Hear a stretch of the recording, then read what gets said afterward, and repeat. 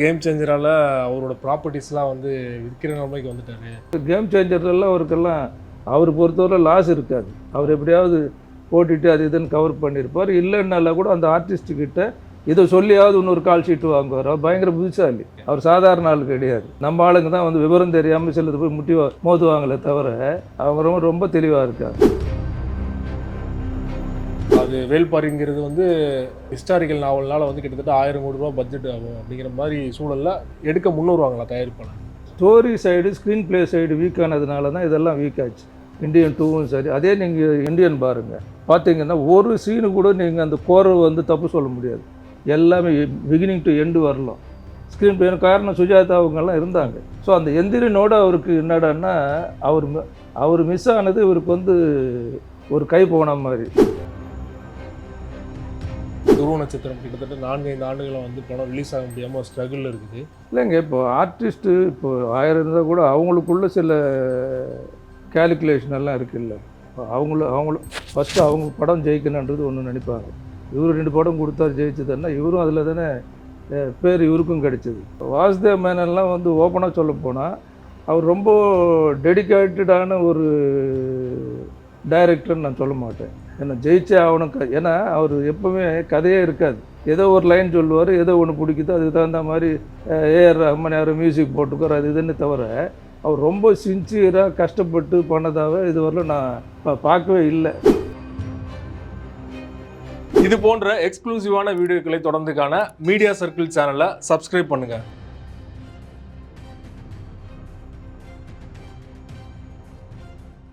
Media circle நேயர்களுக்கு வணக்கம். இன்றைய சிறப்பு நேர்காணலில் நம்மோடு இணைந்திருப்பவர் தயாரிப்பாளர் கேஆர் அவர்கள். அவரோடு சமகால சினிமா குறித்து பல்வேறு விஷயங்களை உரையாடலாம். வணக்கம் சார்.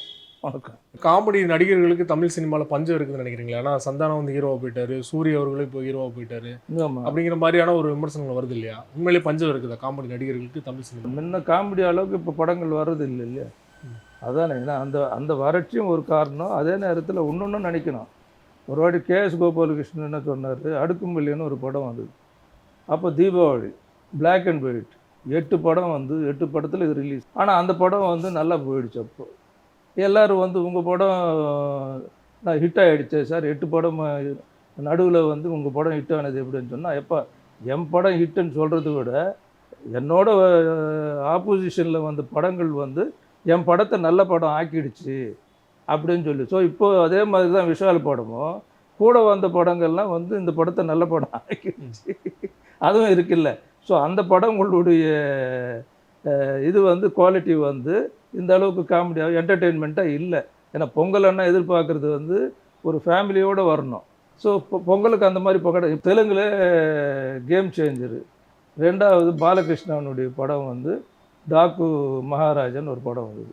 அது கமர்ஷியலாக ஓகே ஓரளவுக்கு. 3வது சின்ன பட்ஜெட், அதே தில்ராஜ் தான் மெகா சேஞ்சர் ப்ரொடியூசர் தான் பண்ணியிருக்காரு.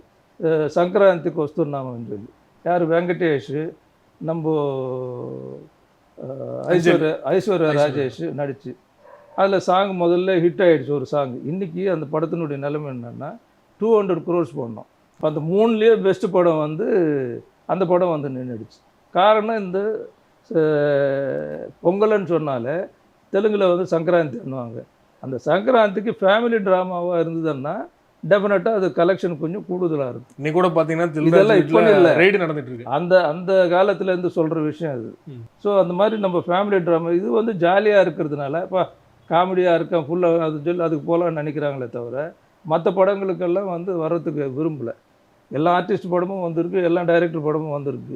இருந்தாலும் ஏன் ப்ரிஃபரன்ஸ் கொடுக்குறாங்கன்னா கண்டென்ட் நல்லா இருக்குது. லேட்டாக வந்ததுனால மட்டும் இல்லை, கண்டென்ட்டு நல்லா இருந்ததுனால அது ஆடடு ப்ளஸ் ஆகிடுச்சு. அதில் நம்ம பேசிகிட்டு இருக்க இதே நேரத்தில் தான் தில்ராஜ் அவர்கள் சம்மந்தப்பட்ட இடங்களில் ரெய்டு நடந்துகிட்டு இருக்கு, வருமான வரித்துறை ரெய்டு. ஒரு பக்கம் பார்த்தீங்கன்னா கேம் சேஞ்சரால் அவரோட ப்ராப்பர்ட்டிஸ்லாம் வந்து விற்கிற நிலைமைக்கு வந்துட்டாரு அப்படிங்கிற மாதிரி. இல்லை அவர் வந்து ஆரம்பத்தில் ரொம்ப கஷ்டப்பட்டு முன்னேறின ஒரு ஆள், ரொம்ப சாதாரண ஆள் தான். ஆனால் இருந்தாலும் சினிமாவிலேயே இருந்து டிஸ்ட்ரிபியூஷனு எக்ஸிபிஷனு தியேட்டர்ஸில் கண்ட்ரோலில் இருக்கார். கேம் சேஞ்சர்லாம் அவருக்கெல்லாம் அவர் பொறுத்தவரை லாஸ் இருக்காது. அவர் எப்படியாவது போட்டுட்டு அது இதுன்னு கவர் பண்ணியிருப்பார். இல்லைன்னால கூட அந்த ஆர்டிஸ்ட்டுக்கிட்ட இதை சொல்லியாவது இன்னொரு கால் ஷீட்டு வாங்குவார். அவர் பயங்கர புதுசாலி. ஓகே. அவர் சாதாரண ஆள் கிடையாது. ஸோ அவருக்காக நம்ம வருத்தப்பட வேண்டிய அவசியமே இல்லை. அவங்கெல்லாம் அதெல்லாம் கரெக்டாக பிளான் பண்ணி போகிறாங்க. நம்ம மாதிரி நம்ம ஆளுங்க தான் வந்து விவரம் தெரியாமல் சிலர் போய் மோதுவாங்களே தவிர அவங்க ரொம்ப ரொம்ப தெளிவாக இருக்காங்க. அதே மாதிரி வேள்பாரி இந்த நாவலை வந்து சங்கர் அவர்கள் 3 பார்ட்டாக எடுக்க போகிறாரு அப்படிங்கிற தகவல் இருக்கு இல்லையா? ஏற்கனவே சங்கர் அவர்களுக்கு 2 படங்கள் தோல்வி. அது வேள்பாரிங்கிறது வந்து ஹிஸ்டாரிக்கல் நாவல்னால வந்து கிட்டத்தட்ட 1000 கோடி ரூபா பட்ஜெட் ஆகும் அப்படிங்கிற மாதிரி சூழலில் எடுக்க முன்னுருவாங்களா தயாரிப்பாளர்கள்? இல்லை, அது வந்து நீங்கள் கேட்டது நல்ல பாயிண்ட். அது வந்து கொஞ்சம் சிந்திக்க வேண்டிய விஷயம். ஆனால் இப்போ சூழ்நிலையில் இப்போ இருக்கிற சங்கர் மனநிலையில் யாராவது நல்ல ப்ரொடியூசர்ஸ், ஏன்னா இப்போ இன்வெஸ்டர்ஸ் நிறைய பேர் இருக்காங்க. ஏன்னா அவருக்கு என்ன ப்ளஸ் பாயிண்ட் இதில்னு சொல்ல வரேன். ஏன்னா அவருக்கு story side screen play side week ஆனதுனால தான் இதெல்லாம் வீக் ஆச்சு. இந்தியன் 2வும் சரி. அதே நீங்கள் இந்தியன் பாருங்கள், பார்த்தீங்கன்னா ஒரு சீனு கூட நீங்கள் அந்த கோரை வந்து தப்பு சொல்ல முடியாது. எல்லாமே பிகினிங் டு எண்டு வரலாம். ஸ்க்ரீன் ப்ளே காரணம் சுஜாதா அவங்கெல்லாம் இருந்தாங்க. ஸோ அந்த எந்திரனோட அவருக்கு என்னடான்னா அவர் மிஸ் ஆனது இவருக்கு வந்து ஒரு கை போன மாதிரி. ஏன்னா இப்போ அவருக்கு கதையில் வந்து இப்போது கன்ஃபியூஷனு, ஸ்க்ரீன் பிளேயில் இல்லைன்னா ஒரு அட்வைஸ் சொல்கிறதுக்கு ஒரு சீனியர் இல்லை கூட.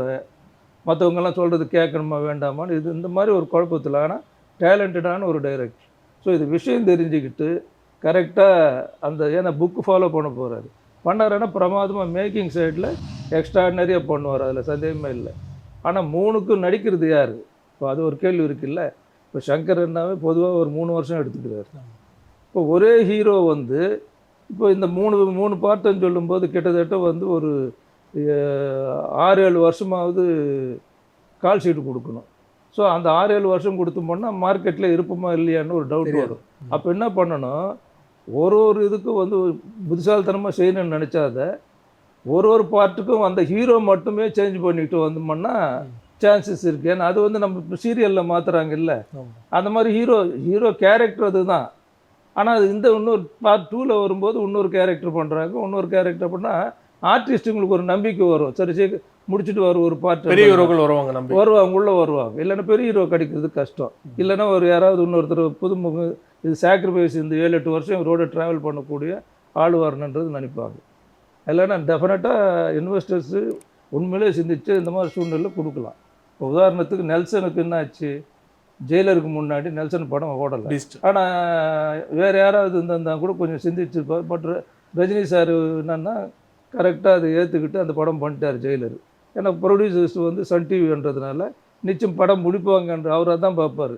நமக்கு சம்பளம் வருமா, படத்தை முடிப்பாங்களா, இது 2 அவருடைய சுயநலம் தான். நான் சொன்னேன்னு அவர் ஃபர்ஸ்ட் அதான் கவனிப்பார். வேறு ஒன்று தான் டெஃபினட்டாக யோசிச்சிருப்பாங்க. என்னடா அந்த படம் வந்து விஜய் வச்சு இந்த அளவுக்கு சரியாக வரல, நெல்சன் அதனால் வந்து மாற்றுவான்ற மாதிரி ஒரு ஐடியா வந்திருக்கும். ஆனால் அது வந்து வராததுக்கு காரணம் என்னடான்னா அவர் ரஜினி சார் அவருடைய சுயநலத்தை பார்த்ததுனால சம்பளம் வந்துடும், படம் ரிலீஸ் ஆகும், போகிறோம், டெஃபினட்டாக பையன் ஜெயிப்பான்னு ஸ்டோரி லைன் கேட்டிருப்பார். அதனால் அந்த படம் அந்த மாதிரி இது திங்க் பண்ணணும். இப்போது சங்கர் வந்து ஃபார்மில் இருக்கார் என்ன கேட்டால். இப்போ வந்து நம்ம ஆக்சஸ் வந்து அப்ரோச் பண்ணுறது வந்து ஈஸியாக இருக்குது, டிஸ்கஷன் பண்ணலாம், கருத்து சொன்னாலும் எடுத்துக்கக்கூடிய ஒரு நிலைமை. ஏன்னா எல்லோரும் மனிதர்கள் தானே. ஸோ அதனால் இப்போ பண்ணுறவங்க புத்திசாலி. அந்த படத்தை வந்து சங்கர் வச்சு பண்ணால் நல்ல விஷயம். நீங்கள் சொன்னீங்க பீஸ்ட் படம் தோல்விக்கு அப்புறமே ரஜினிகாந்த் சார் அவர்கள் நெல்சன் நம்புறது காரணம் சன் பிக்சர்ஸ் அப்படிங்கிறனால தான் நம்புறான்னு சொன்னீங்க இல்லையா?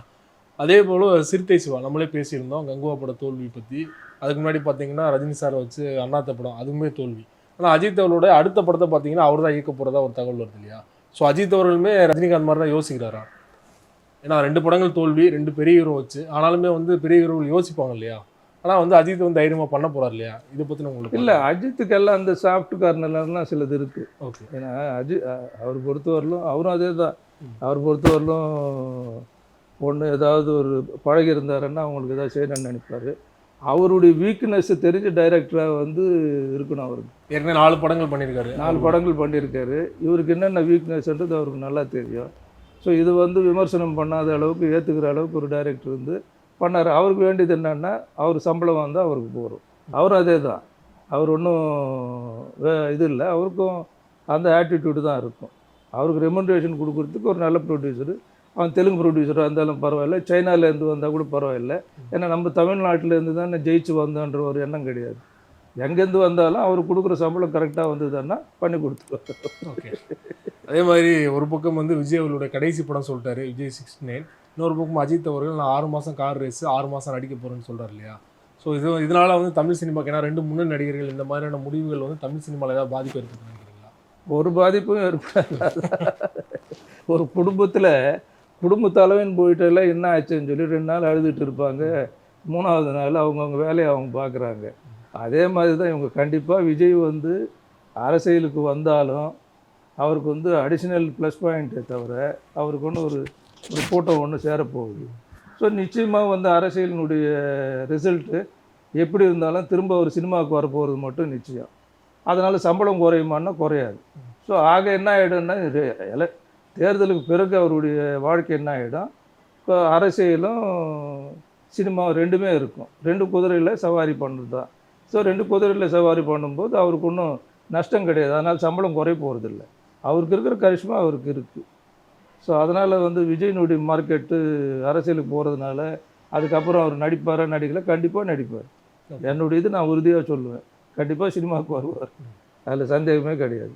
லாஸ்ட்டாக நடித்த படத்தில் பார்த்தீங்கன்னா துப்பாக்கி சிவகார்த்திகேயன் பிடிங்க அப்படின்னு ஒரு சீன் வச்சுருப்பாரு.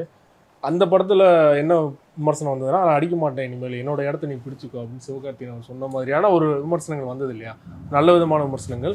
சிவகார்த்திகேயனுமே பார்த்தீங்கன்னா இதில் வந்து மிகப்பெரிய வெற்றி சமீபத்தில் நடித்த படத்தில். ஸோ வந்து அவருடைய மார்க்கெட் வந்து உச்சத்துக்கு போயிடுச்சு. விஜய் அவர்கள் இடத்த வந்து அவர் தான் பிடிக்க போகிறாங்க அப்படிங்கிற ஒரு பார்வை முன்வைக்கப்படுதுல, உங்களோட பார்வை? அப்படி தான் வரும். இப்போது நீங்கள் தனுஷ் இவர் வச்சு படம் எடுத்தார், எதிர்நீச்சல் இல்லையா? ஆமாம். அதில் வந்து தனுஷ் வந்து ஒரு சாங் ஒன்று பண்ணியிருப்பார், நயன்தாராவும் தனுஷும் வந்து அவர் ப்ரொடியூசர். பட் எதிர்பார்த்தாங்களா சிவகார்த்திகேயன் வந்து இந்த அளவுக்கு ஜெயிச்சுட்டு வருவாருன்னு தனுஷுக்கே தெரியாது. அவர் யதார்த்தமாக பண்ணார். தனுஷை தாண்டி போய் சம்பளம் இன்றைக்கி அதிகம் வாங்குற அளவுக்கு ஆகிடுச்சு. ஸோ தனுஷ் வந்து இவர் ஃபாலோ பண்ண வேண்டிய நிலைமை வந்துடுச்சு. இது யாரும் அது அதே மாதிரி விஜய் துப்பாக்கி கொடுத்தாரு, ஓகே, அது பேசுனாங்க. ஆனால் அது வந்து எலெக்ஷன் சம்மந்தப்பட்ட ஒரு விஷயம்ன்றதுனால நினைக்கிறாங்க. இப்போ அதுக்கப்புறம் நடிப்பாரா அதுக்கப்புறம் இன்னொன்று அதுக்கு மேலே கடவுள் ஒருத்தர் இருக்கார் இல்லை. சரி, எலெக்ஷனில் அவர் ஜெயிக்கலாம், கூட யாராவது ஜெயிக்கலாமே தவிர முதலமைச்சராகி இதெல்லாம் ஆகி நடக்குமான்னு சொன்னால் அதெல்லாம் கஷ்டமான ஒரு விஷயம். அது ஆனால் இன்னும் அவர் வந்து அனுபவம் இன்னும் தேவைப்படுது. டெஃபினட்டாக ஒரு இன்றைக்கி இல்லைனாலும் ஒரு நாள் நிச்சயமாக அந்த வாய்ப்பு கிடைக்கும். ஆனால் அது வரலாம் பொறுமை இருக்கணும். ஏன்னா ஒரு பவன் கல்யாணம் எடுத்துக்கிட்டிங்கன்னு சொன்னால் கிட்டத்தட்ட 10 வருஷம் அவரே ஜெயிக்கலை.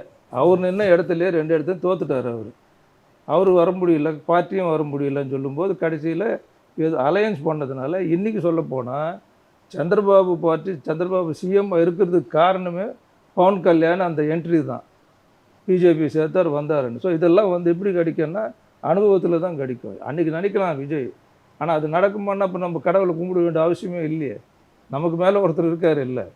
அதனால் அவர் நினச்சது வந்து நல்ல எண்ணத்தில் ஏதோ சொல்லியிருக்காரு சிவகார்த்திகேயனுக்கு. ஆனால் சிவகார்த்திகேயனை அதை ஃபாலோ பண்ணிக்கணும். இந்த 10 வருஷத்தில் சிவகார்த்திகேயன் அவரோட வளர்ச்சியை நீங்கள் எப்படி பார்க்குறீங்க? இத்தனை வருஷமாக திரைத்துறையில் இருக்குங்க இல்லையா? இல்லை, சிவகார்த்திகேயன் ரொம்ப புத்திசாலி. ஏன்னா அவருடைய சொந்த திறமையும் இல்லாமல் நல்ல மற்ற டேலண்ட் எல்லாம் நிறைய இருக்குது. கொஞ்சம் விட்டும் பண்ணால் எல்லாரையும் அடிச்சுட்டும் வருவார். அந்த மாதிரி ஆள்.